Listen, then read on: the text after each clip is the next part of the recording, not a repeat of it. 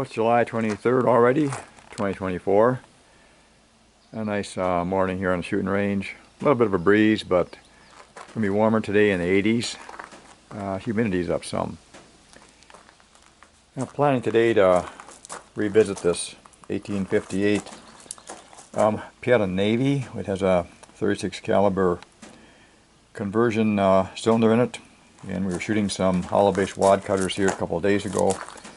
Got some really decent results, I thought, with it, and want to see today if that was just kind of luck, coincidence, or what. I mean, some of these bullets are coming in, so they're yawning or pitching or whatever you want to call it a little bit, for sure. But you know, this was shot at 21 yards.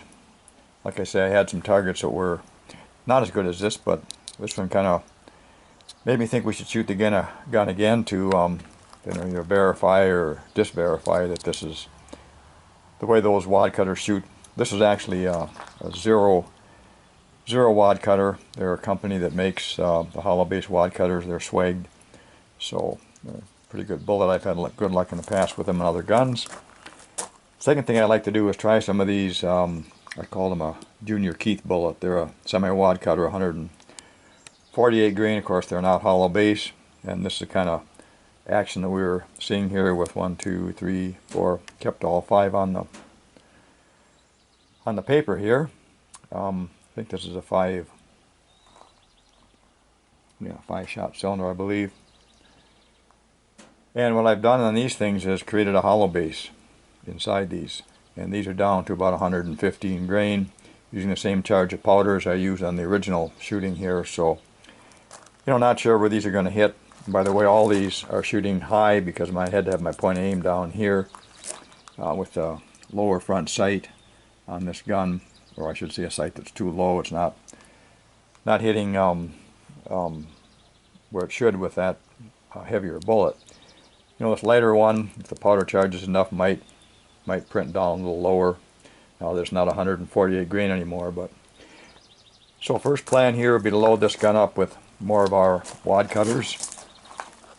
And these, by the way, are not lasers. I'm just using this box here, of course. So this is what we've got loaded up. Our hollow base wad cutters. We'll shoot 5 or 10 of those and see how those come out, and then we'll switch over to the semi-wad cutters. Well, it turns out that cylinder, that hollow cylinder, is a 6-shot.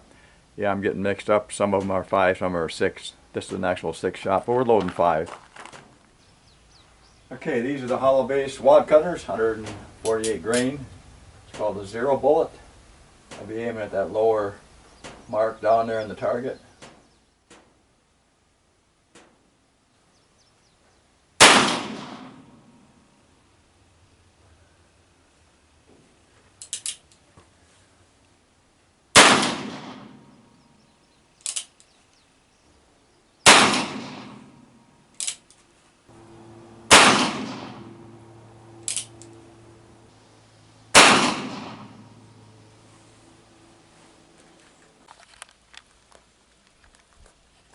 Well, I'd call it pretty successful as far as, you know, iron sights and things go.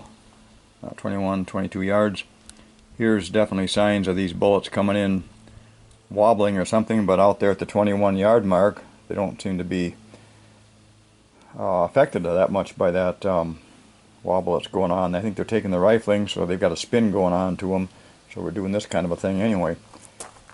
What we'll shoot next is 5 rounds. This is the bullet we're talking about here, and this one has the solid base, but I've done here on some of these is made it into a hollow base, so it cut the weight down to 117 about. Anyway, we'll load up 5 of these and see if we can keep these on a paper.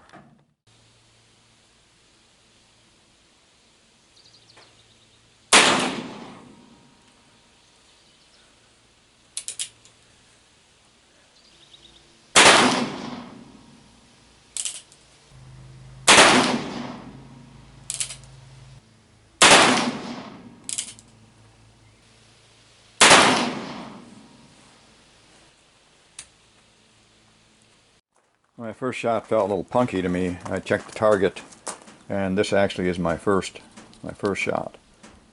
I'm not saying that's the reason it's lower, but like I say, it didn't feel like it had quite the kick to it. Yeah, so I think turning these bullets here into hollow base, and they drop down in weight, of course. They're 117. They varied from 119 down to 113, I think, with my system there that I used. So less than perfect, but we shot with these things here a couple of days back, just in their, call it the native, their native form here that they've got. We did keep 1, 2, 3, 4, 5 on the paper. Well, I'm pretty impressed with this. I'm not saying we're going to make a target gun or anything out of this thing, but huge difference in turning these slugs here into a hollow base bullet. So we got one round left. Should be nice to see what that bullet looks like after it comes out of the gun, as far as it's catching riflings or not.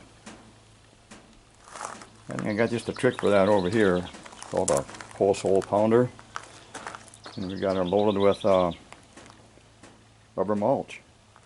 Now, I'm not recommending this as a normal system for bullet recovery. It tends to compact that stuff about where the bullet is. It's about in here someplace. It's in there somewhere now. That thing's in pretty good shape. Let's take a closer look at it. So 0.367. And if we take one over here that has not been piped, and we'll say, this one over here, let's measure this one. So the base of the unfired 148 grain semi-wadcutter is measuring out at 358, which is about where it should be. The one here with the hollow base has been fired is coming in at 365. Yeah, so 6/7 thousandths is what we're getting for an expansion. Let's take a look at the rifling with the grooves that are cut in that bullet.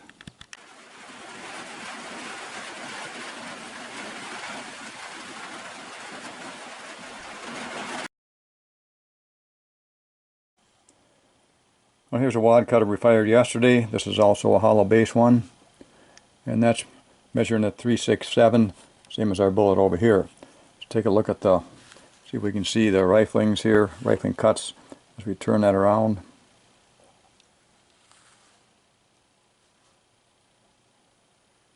Yeah, they're pretty much showing up.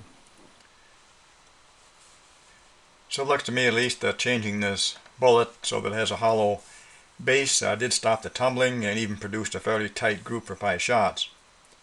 Even though this is not pure lead, there were signs of rifling cuts around total circumference, which is not the case with a solid base bullet, where we find rifling cuts normally just on one side of the bullet.